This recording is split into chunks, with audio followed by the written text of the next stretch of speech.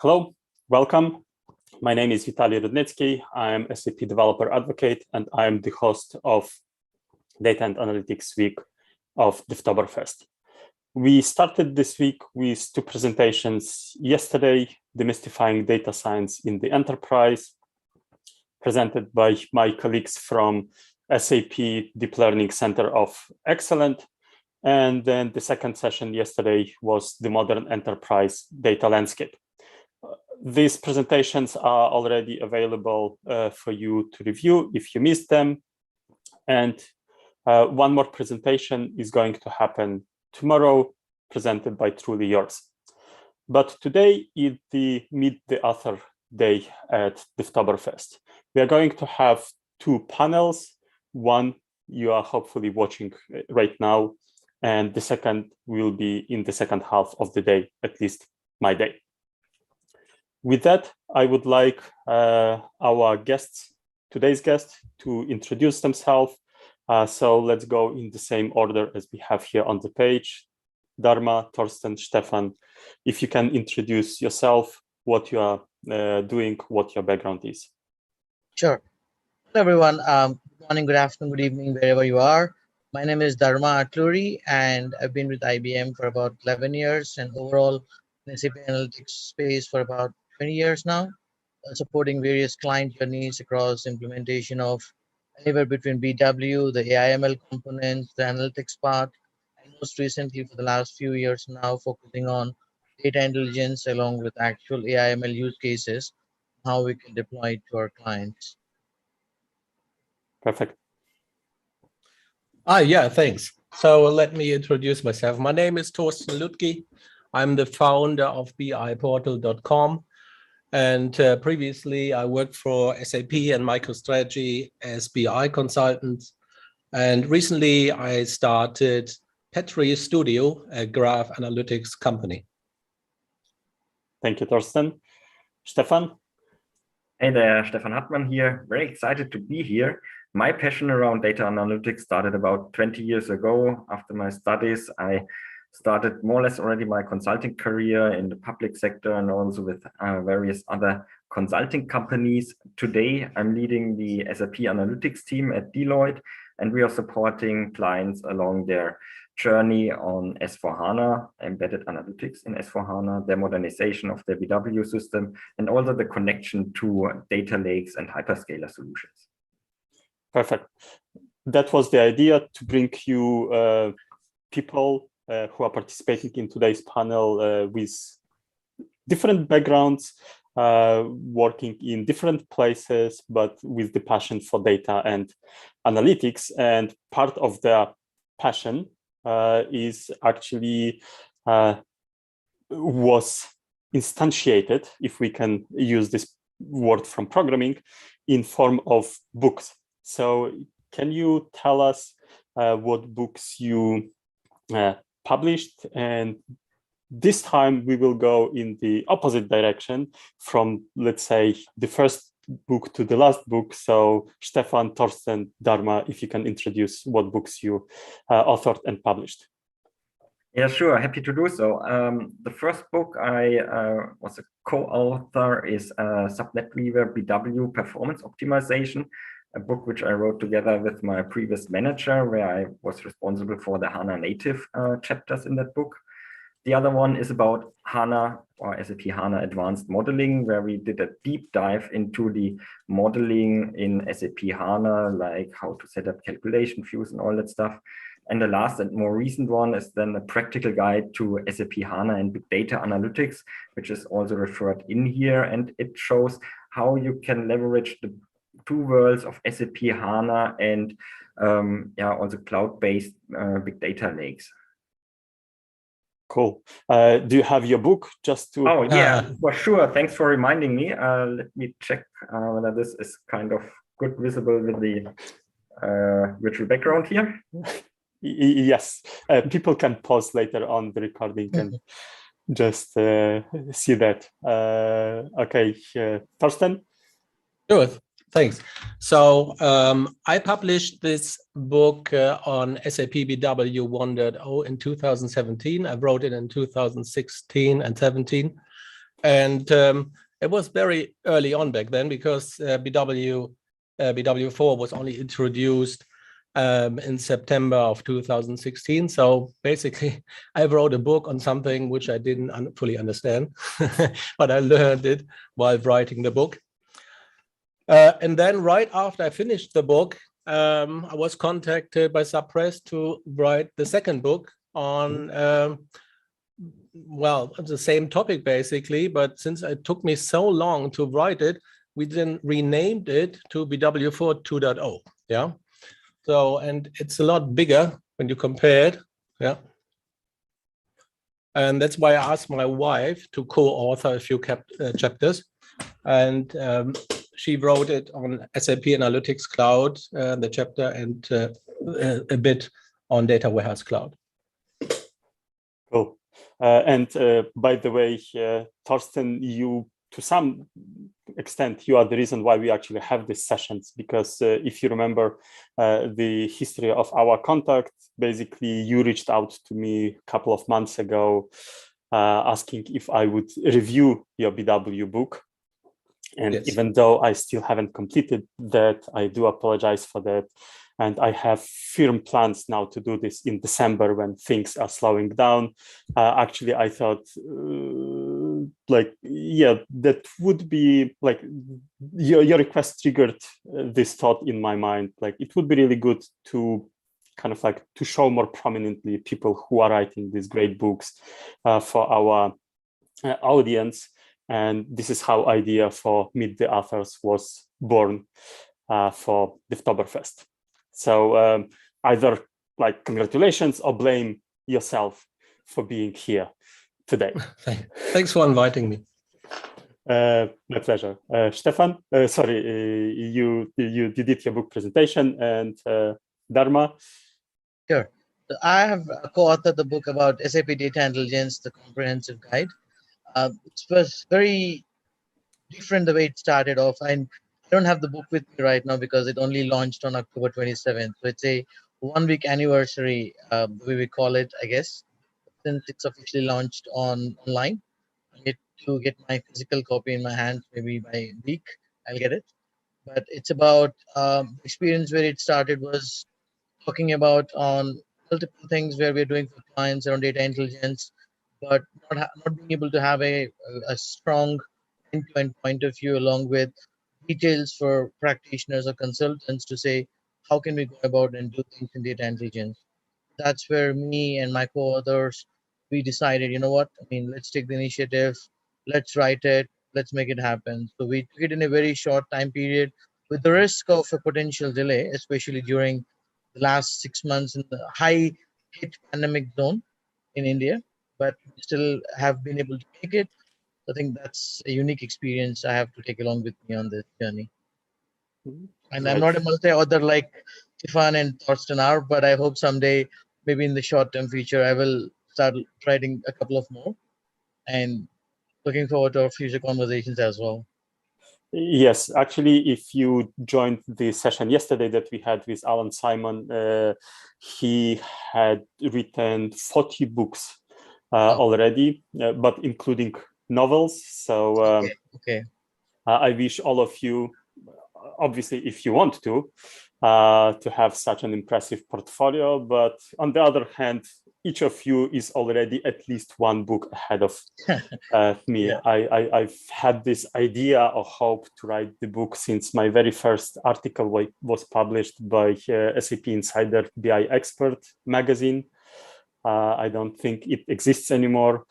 And since then, I had this idea as well, but I'm using, lack of time as an excuse, but you guys are a big inspiration for me as well, how to make priorities right and how to get it done.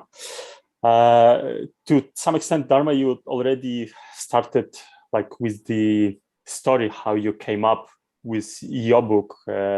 Stefan, kind of like, how did you become an author? Were you born the author? No, I don't think so.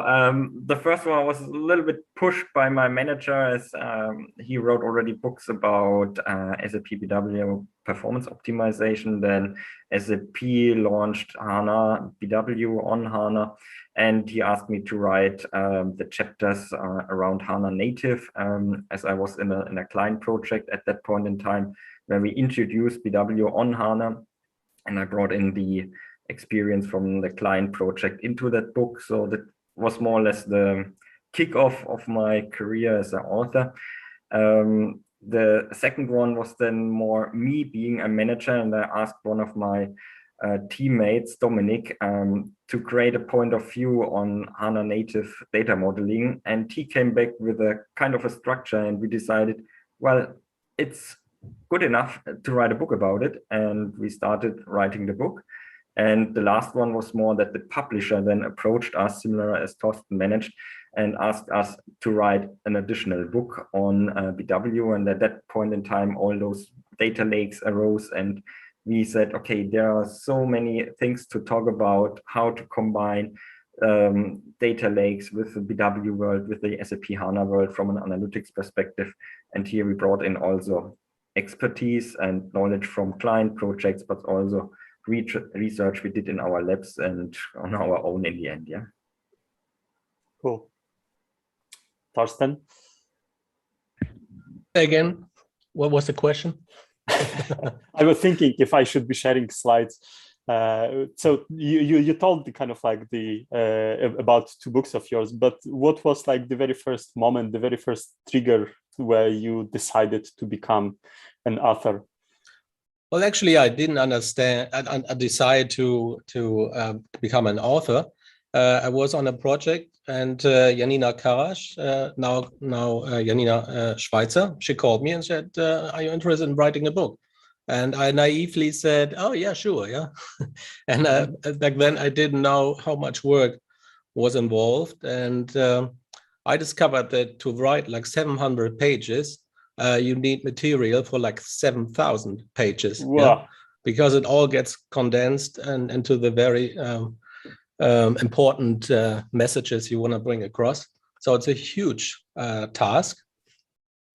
So when they asked me to write the English book, I said, oh, great, I don't have to redo the whole work. But it turned out that so many things had changed that I actually had to rewrite the entire book. And that was kind of difficult because I had lots of other jobs going on. So it was a kind of night job. But I did it, and I'm happy about it. And I think I will keep writing. Congratulations. So this night job, is it more of a nightmare for you, or is it more like a night pleasant time spending alone, just you and your keyboard? Now, writing is kind of natural to me, because the problem with complex ideas is that they disappear once you have another good idea. Yeah. So you need to quickly write them down. And I discovered on projects that people ask me the same questions again and again and again. And I just grew tired of it.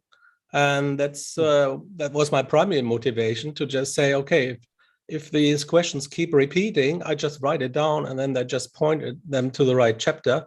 And if there are further questions, then I just pull out the other 90% of the material and present it to them. And in practice, then it was so easy to have a meeting like 30 minutes from now, where somebody asks you something, let's say on ODP, and you can just present the stuff because you know where the pages are.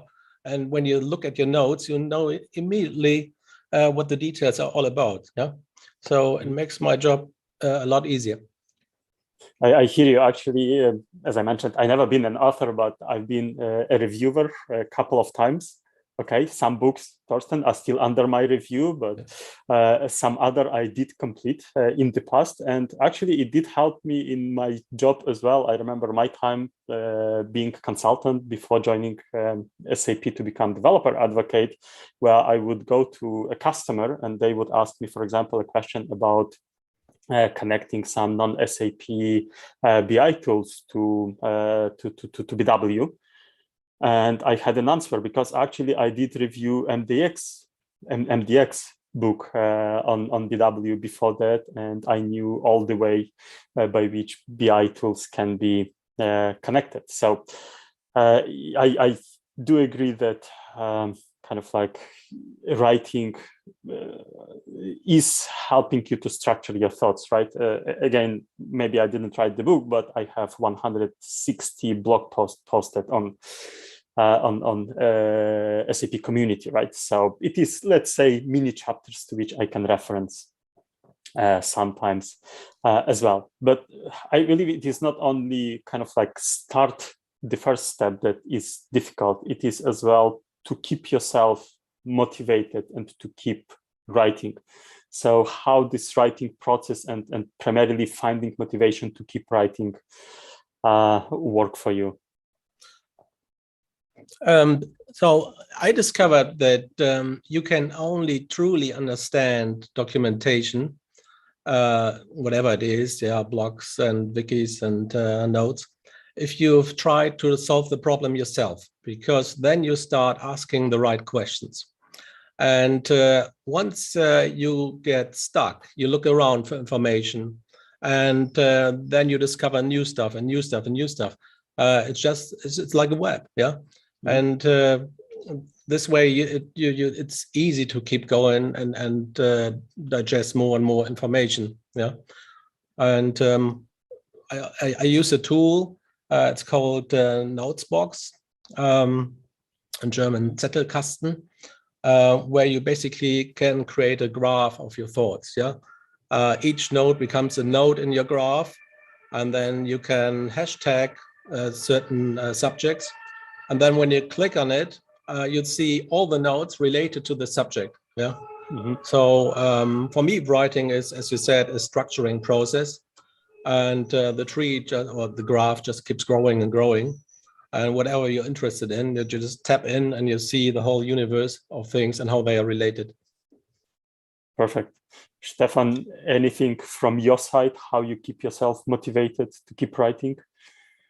Well, keep writing is really the key. Yeah? So once you stop writing, so it's getting so difficult to resume the work. And Thorsten also mentioned that he had to rewrite some stuff because things changed and we experienced something different, something similar as we were writing our books. When you have a pause of some weeks or even a month, then you really have to push yourself very hard to review what you have written and to check whether this is still up to date. So it's really tough. And writing a project is a book is like a project for me. So if you have the ideas and you have the structure at hand, then it becomes easy if you continue writing. So as Thorsten mentioned, you step from one topic to the other, you try out things on your own, and then you really get the quality into the book and the things you are writing. So my advice definitely is if you have those structures at hand and the ideas ready, then push yourself, keep on writing, never stop, because then it gets very, very hard to resume the work in the end. Yeah, never stop writing, but then there are different aspects of our lives that we need to live as well. But yep, that's the challenge. I hear you. Dharma, what is your experience about keeping yourself just in the process? I can relate to what Thorsten and Stefan said, but I think my journey was very unplanned, I would say, because one fine day, I mean, one of the author reaches out and says, hey, SAP Press reached out on this. What do you think? And I think the reason why it all started was, if you remember, there was this Print at Home initiative, which Matthias and others from SAP were running, where the idea was to bring together various business content scenarios on what we've been doing for clients and see if we can build the content and deploy it for data intelligence. It all started with, okay, fine, let's do that sprint at home. We started with actually building objects and actually coming up with a use case. But then while doing that, we realized, writing a book would actually take a lot more than that. And we told ourselves, you know what, let's spend at least 4 to 5 months comprehensively reviewing the system, apart from the actual delivery experience, what we had for clients on data intelligence, and explore all the features to get them together on your mind, right? Write it down, have notes about it, talk about it, and brainstorm it along with the team what we decided we'll go with, and then use that to come up with the TOC. Because writing even a table of content, which actually people can relate to, is very difficult. I mean, I'm sure Stefan and Thorsten would agree to it, but that's the first step you would go on your journey with, where we had to focus a lot to make sure that there was an actual story we could tell, there was a flow we could explain on how to logically break it down. And it took a lot more than to actually research, which gave me almost, I would say, 2 to 3 project experience at a minimum. Because when you decide to write a book, it's not just you woke up one day and you start writing something, right? You have to literally spend lots of research hours, figure out what you really want to collect, how would you present it, what concepts do you talk about, how can you make sure a reader, without having a background of data intelligence, for example, in this case, can still get the value out of it. For me, it was a very unique experience. And I think I'm looking forward to take it down into the next levels to write about it, because at least the first one was very tough. I'm not going to say it is easy. It's a very tough one to keep going, keep motivating myself to say, you know what, I have to sit, I have to do it. That's what allowed me to kind of get through it. Great. But then, okay, you write, but there is a point at which you need to stop. Yeah. And Yes. again, like referring to my experience writing blog posts, I remember Craig Smachel giving me an advice, like if you're writing blog post, just write it and hit the publish button. Unfortunately, instead of hitting publish button, I start reviewing what I wrote, and I'm never happy about that. Yeah. And then I just keep going back and reviewing and modifying and so on, right? So instead of, let's say, 20 minutes, it takes me 3 days to publish something. And now I cannot even imagine what it takes with the book. You know, when do you hit the button, kind of like stop? So Dharma, how was it for you? I think my experience was, I was also the project manager for our small project, when I say that, for the book, because we had few co-authors along with me, but we had to tell, okay, someone is going to take responsibility of being a project manager, and I raised my hand and signed up for it. So not only writing my part of it, I also had to kind of work along with my co-authors and make sure that the content was something we can read through it and agree ourselves that yes, if we were the reader, we would accept this and say, this is at a stage we can go through the next level. And to get to that point, it took a lot of effort, because like you said, when you're writing a blog, it's more about a particular topic, and you're not thinking about writing a too much detail of literally every single screenshot explaining the actual values, what you fill in there, or how you can interpret every particular dimension, and so on and so forth.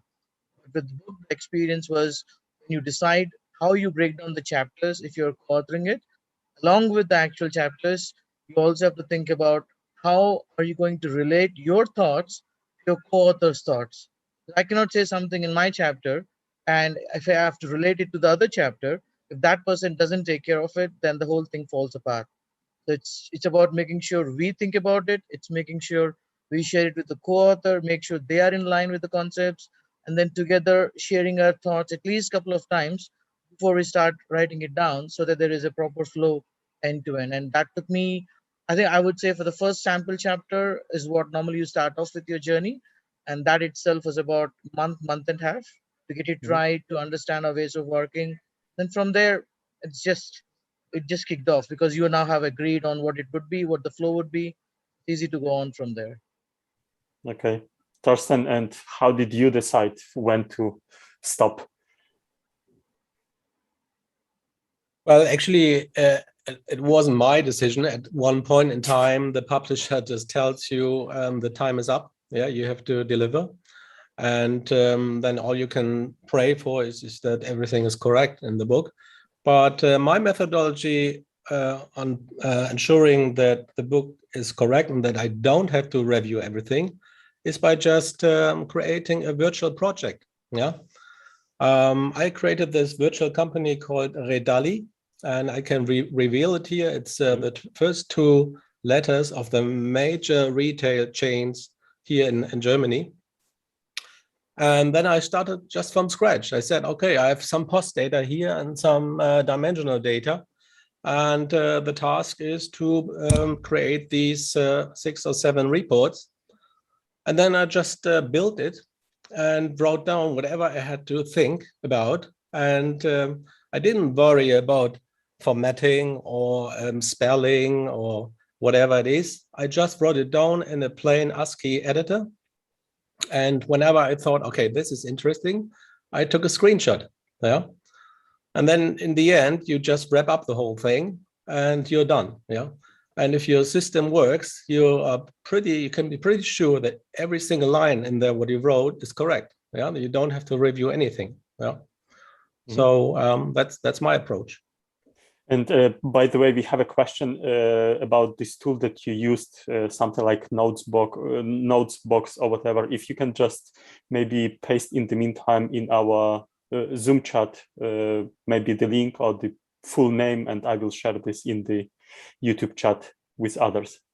Sure. Okay. Stefan, and how about you? Do you decide when to stop, or do you need someone external to tell you time over?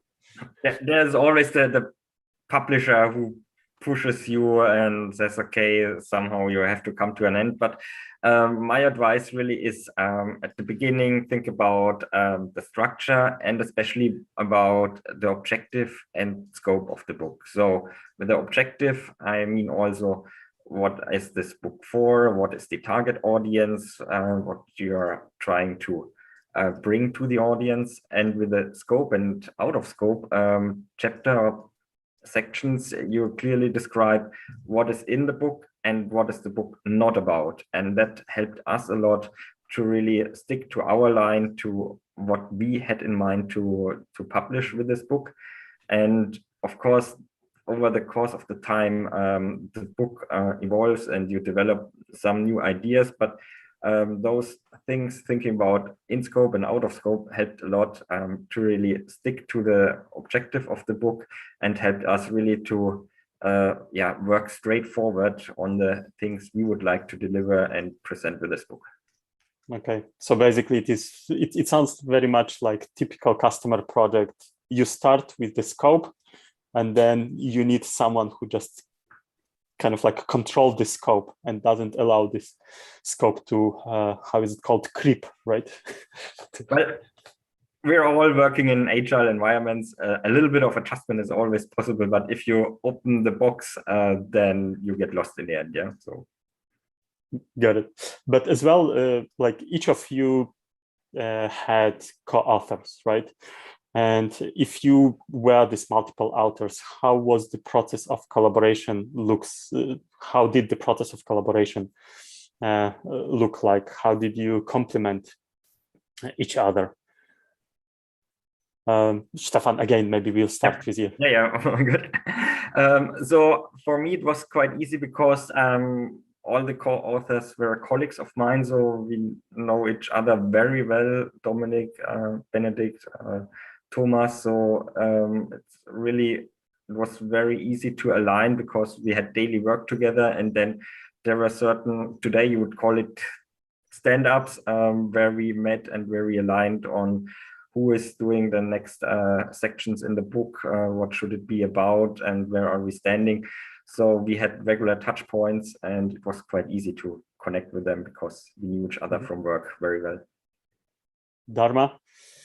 In our case, I think same as Stefan, but a little different because me, Devraj, Shantanu, Sneshish, and Arindam, right? So given we wanted to achieve it in a very small time period, we had to spread out a little bit rather than having people do it. But again, the experience was because of the fact that we've been colleagues for almost like 6 years now, almost working on multiple initiatives, working with SAP on multiple projects or sprint at home initiatives. It was easy because we had delivered it in crunch before. So we knew what we were working on, and we knew exactly with the startup of the actual conversation on what topics are we going to flow through, what are we addressing, what content are we going to cover. So we just had 2 startup meetings where we agreed upon the TOC, and afterwards it was all clockwork. I mean, even though it was project manager role for me, along with the writer part of it, which I was responsible for most of the content in about 15, 16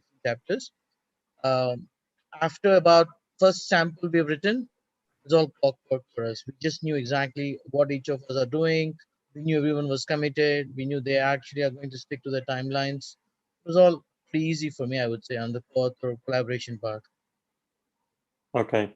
Thorsten, and your situation was somewhat unique, right? Because the book that you co-authored with your wife. So did you have like sprint stand-ups during breakfast? Yeah, so I can tell you that starting a family is the ultimate startup. And the problem with the first book was, well, there was no problem at all with the first book because we didn't have children back then. And I just wrote it. And then when I worked on the second book, I just figured out somehow I have to deduct the time for the book from family time. And I thought, okay, how can I convince my wife to give me some time? And I said, oh, let's make her famous. Yeah, I just put her on the book and I asked her to write 2 chapters. And she was very happy about it because she had worked for like 10 years in sales for a chemical company where they had to predict the prices of oil, etc., and then make offers for potential buyers in the future. There was kind of futures contracts. And I asked her, man, you must have had some analytics tool to do all the predictions and all that. And she said, yeah, we use all kinds of self-programmed tools. And I thought, well, why don't you just try SAP Analytics Cloud and see how that fits into the picture? And she was happy about it, and she played around with it. And it's so easy to use that she was able to create the chapter. Perfect. So she didn't come with like 20 years of experience like the rest of us to writing this book. Actually, that sounds great. It means that someone can bring actually, fresh view on this technology. Cool. Right. And your family is still together, right? So, like, yeah, it didn't break the family, and I can reveal here it's growing. The family is growing. Okay, so when will we see more co-authors from your family joining? Exactly, I will train them early. Perfect. Okay, we spent a lot of time kind of like talking about writing the book. Any advices how to work with the publisher? And there might be that your publishers are listening to you, watching you. So keep it positive.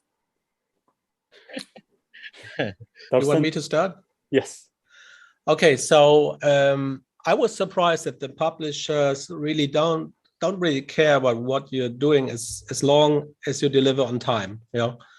And I asked them a couple of times if they don't want to contact somebody from SAP to check whether my thought train was correct, because when you have certain features in their products, my interpretation of the motivation behind these features might be different from their motivation. And she said, no, we are fine with that, with you writing everything, and don't expect too much from your publisher. They don't really contribute that much. They help you in the end when you compile the whole thing. And we had like more than 1,000 screenshots where I thought these are essential. And they had the task to then merge the 1,000 screenshots into like 770 or so we had, so that it nicely fit onto the pages, etc. And sometimes they ask me to redo a screenshot, yeah. But other than that, there's very, very little input from the publisher. Okay, Stefan, and how was your experience, because you were with different publisher? Yeah, so there were different publishers, correct. So the greatest help we received was more about the way how we wrote the book. So they reviewed the text, but they didn't review the content. So similar what Thorsten said, we could have written everything, what was on our shoulders to double check whether everything is correct. And well, it's our book, it's our interpretation, and the way how we experienced the technology and the things we were writing about. And then in the end, really, publisher was very helpful in putting all the bits and pieces correctly together and making a nice book out of it, checking that the pictures, the graphs are somehow with a good quality printed and all those things. This was of good help, but they don't check the content itself. Okay. Dharma, and what was your experience? Yeah, I think given the first time around, we were a little worried on how it would go. But the experience, the way it started with the table of content, as I said earlier, was very good because, I mean, a couple of people who are assigned to us, I don't want to talk about, their names in here. I don't know if they're okay with that or not, but I think they were very helpful when we were writing on the TOC part and all. We had shared our thoughts and we expanded it a lot more than what we initially, or rather, finally ended up with. But they helped us on the journey. They made sure that flow, whatever we were thinking about, actually was in line of what they would expect from this book. And Devraj, who's one of our co-authors, he already had an S4 HANA book under him, right? So it was not that all of our co-authors were all new, right? We had one of them who already went through a couple of iterations on the book and he knew what exactly he had the experience on. So he kind of constantly gave us feedback and advice on what we're doing and what we shouldn't do. That helped us a little bit. But I think the point is the screenshots and whatever we captured, we sort of also did a peer review internally. For example, whatever I wrote, after me completing my part of it, before the timelines, what we've said, I sent it out to my co-author, had him go through it, review it, and let me know what would he feel about it. He's new to that chapter. He's done it in the work, but to him, it was a new right part of it. Similarly, I reviewed his part. We had that peer review part completed very quickly, which helped us make sure that we are not writing something which a reader would not align with, right? It shouldn't come across as a surprise. So how come we are even talking about it when it is not so much known for in a product? That was the approach we took. It's always advisable to have that wrap with your co-author. Make sure you're actually not hindered by, oh, what will he think if he reads it and finds it not good? Don't worry about it, right? I mean, he's your co-author at the end of the day. He's already going to read it and give you the feedback. So might as well he give it rather than someone else outside after you publish. That's the approach we took, at least from our experience part of it. Okay. Anything that kind of like I didn't ask you about writing, publishing, coming with the ideas, but you still would like to share? I mean, I can go on that, but I think I always thought, will I be able to really do it, right? I mean, my advice, or rather I would suggest, is if you even have thought process in your head where you feel that there are activities which you've been documenting for yourself, your learning, don't shy away. Reach out to your publishers. There are a lot of people contacts published, and you can reach out to any of us. I'm sure we'll be happy to put you in touch with those people as well, where you can come up with your thoughts. They will obviously review the market. They will look at what really is going on. So, I mean, you should be inspired. That's all it takes, right? I mean, obviously there is a lot of research it comes with, but I think that's a great experience if you can get your hands on with. Yeah, we will get to research in the minute, but before we get, Stefan, any kind of like hints or anything you would like still to add that I didn't ask about writing, publishing book?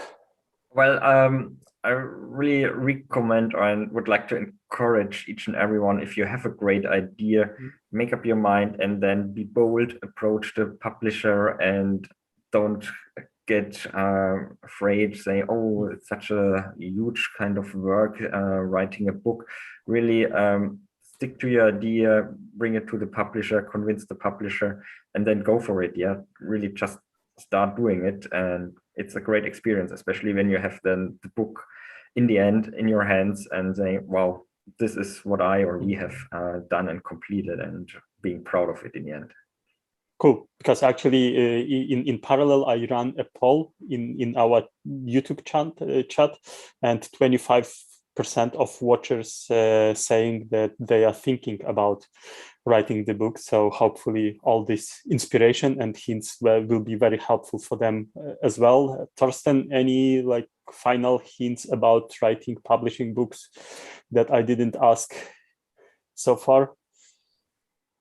Well, you just mentioned the poll that many think about writing a book. I discovered that 99% of people who talk about writing a book never write it, actually start writing. Maybe they start, but they never finish. I know. BTS charge.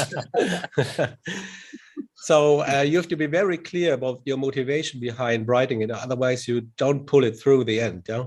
And so your motivation can't be, oh, there will be lots of revenues, yeah, coming from the book.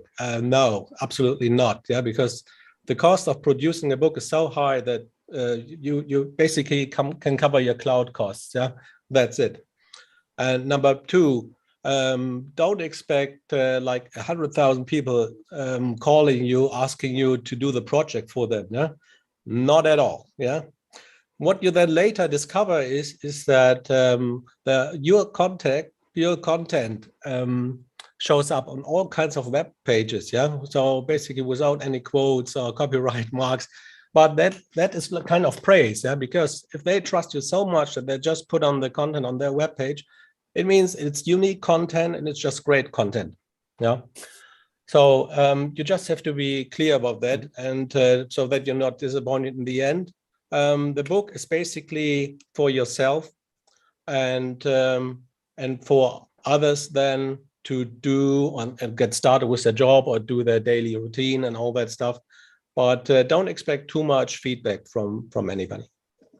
Interesting. Like, I was curious why no one in chat mentioned this question yet. Just like, is it possible to publish a book and then go retired, somewhere on Mallorca? But I believe that even without anyone asking this, Thorsten, you already answered this question, right? And I think I agree to that, because writing a book is never about revenue or money part of it. It's about the eminence part of it and being recognized by your peers. You write it for that satisfaction, so that you're known for it, right? I mean, at the end of the day, when someone looks up for it, you're known for it. That's all really matters. Sure. Because if it was revenue, you would never co-author it, right? Right. And you all mentioned that, like, it takes a lot of, let's say, learning and like self upskilling to write the book.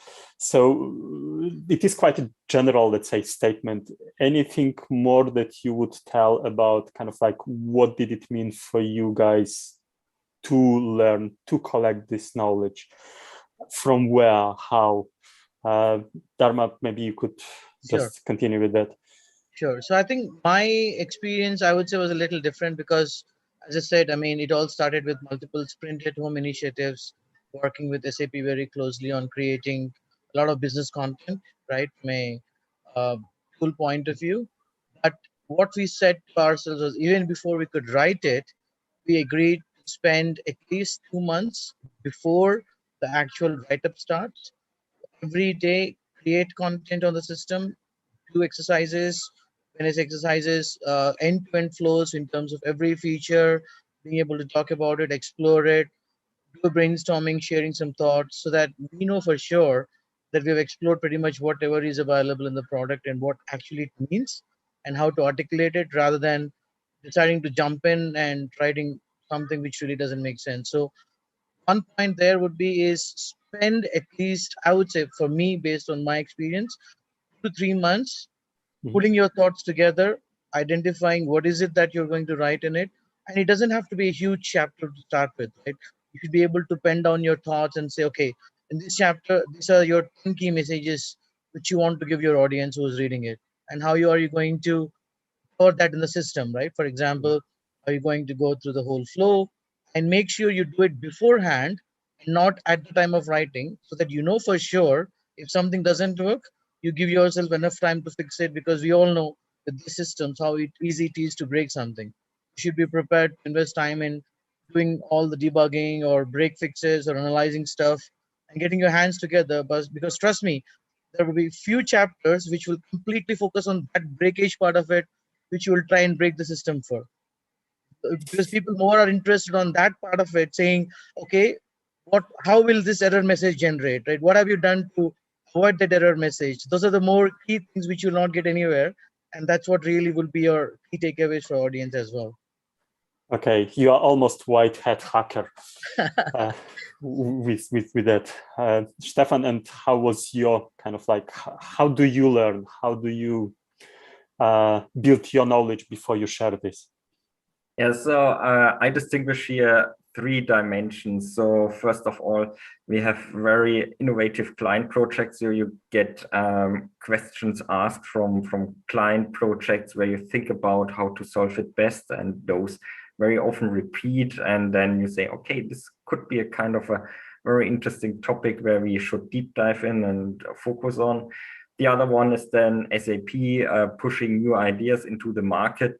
And the third one, what is very important to me, my team is very awesome in generating new ideas, building use cases in our lab environments. And those components, putting them together, help us to grow, to learn, and also to skill up, and not only the team, but also myself when it comes to writing a book and really do the research, very focused on the specific topics which are currently on vogue in the market. Got it. Yeah, your answer was very multi-dimensional, which is a great segue into now to Thorsten writing about BW. Right. So when you have to decide on what to put into the book and what to focus on, you should always look at the end result. Yeah, you have to imagine yourself a consultant who has X number of years experience and having to solve some task. Yeah, I mean, most of us are just surprised by new appointments, tasks they get assigned, and then you have a deadline that is almost impossible to meet. Yeah, so you have to put yourself into the shoes of these consultants, and then you just write down whatever is interesting for them. If you try to build something like my virtual company Redali, then you struggle at certain points, yeah. And these are exactly the sections where you should focus on, yeah. Don't repeat any marketing stuff or stuff you just see elsewhere again and again, yeah. Just focus on the pain points. The more you focus on the pain points of the product, the more valuable your book will be, and the longer it will sit on the shelves. On the shelves of the clients, of course. Yeah, hopefully not like on this in store on the shelf. Yeah, and actually we have one question which Thorsten I would like kind of like to ask you, but the question is like, what is the future of BW for HANA? Obviously you are not the product manager, and we don't have product managers here on call to answer this question, but like from your experience working with BW for HANA, where do you see this product going, and especially in the context of on-premises and cloud developments? Yeah, thanks for that question. I get asked this question again and again. What's the difference between BW on HANA and BW for HANA?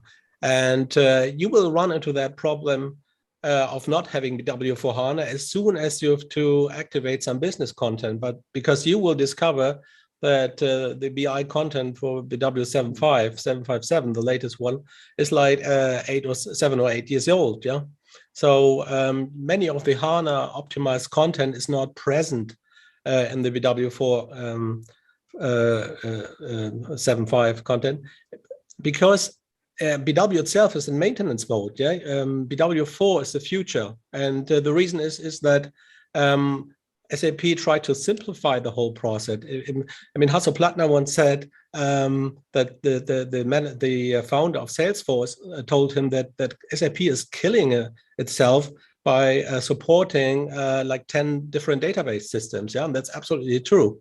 And by just focusing on one database, which is their own HANA, the job becomes a lot easier. BW becomes smaller, leaner, and you can do all kinds of cool stuff like code push down, etc. And you open up HANA, of course, for database level development. Yeah, so that is definitely for many clients the future. Yeah, you know, we have BW 4 2.0, and you might ask, you might think that the whole universe or all clients now use BW4 2.0. That's not the case. I think over 90% still use the old BW systems, and the reason is that that converting the old systems into the new stuff, it takes a lot of time and work, because many people have developed content for it for the past 20 years, and they might have retired, they might have been promoted, yeah, they're no longer available. And now the question is, how do you basically recreate the intentions behind the system, so that you can then migrate the whole thing to BW4. That's the main roadblock right now, and many clients haven't yet deployed BW4. So the future for many clients is still BW4 2.0. They're the existing product. And then from an SAP perspective, you might think, okay, what's going to happen next with the BW4? I mean, initially the idea was to deploy the whole system, the whole idea into the cloud, yeah, like S/4HANA cloud, yeah. But then what they discovered is that, if it's in the cloud, you need some kind of self-service, yeah. And with the background of BW and NetWeaver, you just have to acknowledge that it was never built for a kind of self-serviced cloud deployment. Yeah, back in the day when ABAP etc. started, you had data centers where there was an administrator for each different type of task.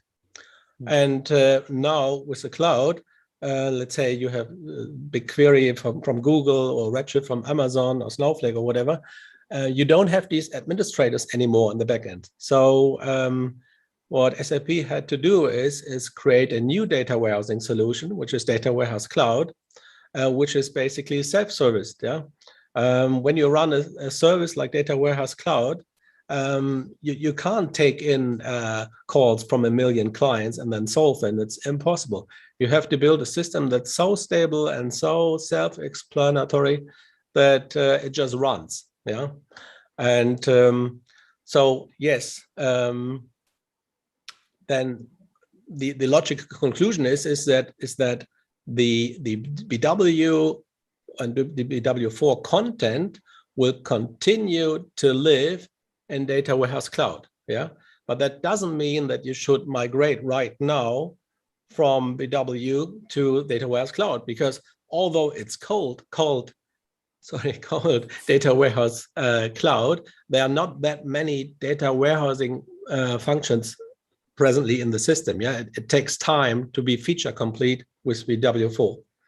Yeah, so at the end of the spectrum, I think BW Data Warehouse Cloud is going to be the future, but that doesn't mean that any work you've done so far will be lost, because there are tools to migrate your content you built for BW4 to later to the cloud.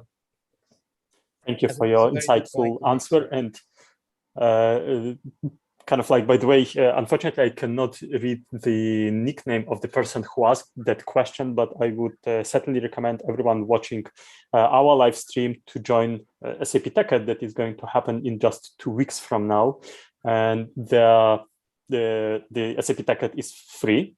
Again, virtual, global, this year, and our product managers from SAP will be available there just to ask them exactly these questions about the roadmaps and the future of the products. But what I wanted to ask you gentlemen is do you have already your picks of some speakers or some sessions that you would like definitely to attend 2 weeks from now during TechEd? And Thorsten, maybe we just continue. I'm looking forward to the RPA sessions because, as I said, I just started a graph analytics company, and the whole purpose of graph analytics is to automate things. And then once you figured out what to automate, you need some actuators basically to implement the recommendations you're creating, and RPA is perfect for that. Yeah, maybe just for people who are not familiar with this acronym, can you say what RPA is? Yeah, RPA stands for Robotic Process Automation, and it's a kind of poor man's solution for data integration or for integrating systems, because it uses the human, the front end that was meant for humans and not for machines. Yeah, and so it mimics a human using an application. Okay, thank you. Dharma, what sessions or speakers you are looking forward? Yeah, I think there are a few of them very interesting ones. One is obviously around the BW bridge solution, which also aligns with what Thorsten just mentioned on how SAP is giving you a segue from migrating your existing BW for HANA content onto data warehouse on cloud. There was a session yesterday, but there's also a lot more details coming up in Decade. I'm looking forward for that to know a lot more about what the tool looks like, actual features, and how the roadmap can be devised for our clients who want data warehouse on cloud. The main ones are on the AI ML part of it, where a couple of scenarios on business services and how we can leverage some of the embedded content in S4HANA, take advantage of actual AI ML built scenarios, and a little bit on DevOps part of it, right? Especially with the new 1909 and 2020 version, CTS, WAP, and other components. So that's the component I'm looking forward for. Okay, thank you. And Stefan?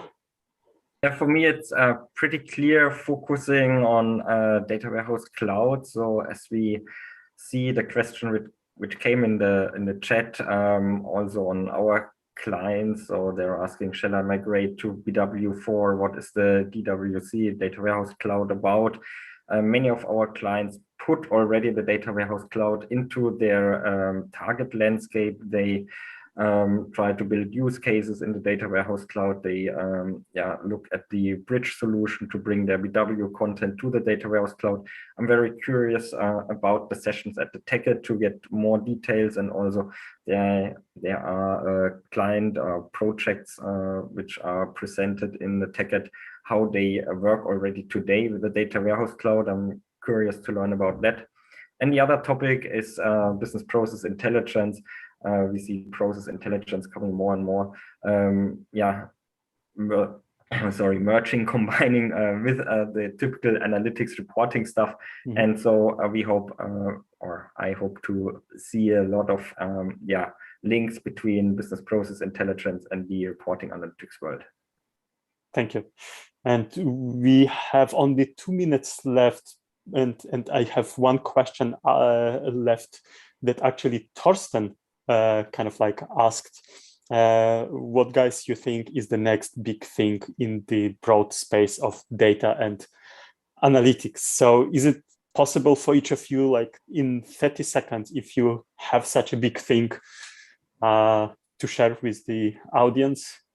Yeah, thanks for picking up that question, Vitaly. So I believe in graph analytics, obviously, because graphs are a very powerful data structure. And just think about the brain. Yeah, it processes billions of events in microseconds, and the way it's wired, it's basically a graph. So graphs have to be the future.